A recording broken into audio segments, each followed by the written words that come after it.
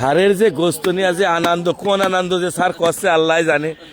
প্রতি হাটেই দেখছি সার গোস্ত আর গোস্ত, একবার গরুর গোস্ত, একবার ছাগলের গোস্ত। সার বেশ আনন্দই আছে। এখন স্যার রিটায়ার্ড হয়ে গেছে, কি করবে, আনন্দ করবে না তা? ভাই গোস্ত কত করে? এ নতুন কষাই কত করে? আপনি শুধু কাটছেন? ওই যে ওরা 750 বেচছে একই গরু, ওরা ওদেরও ষাড় আপনাদেরও ষাড়, তা ওরা 750, আপনি 800 কেন?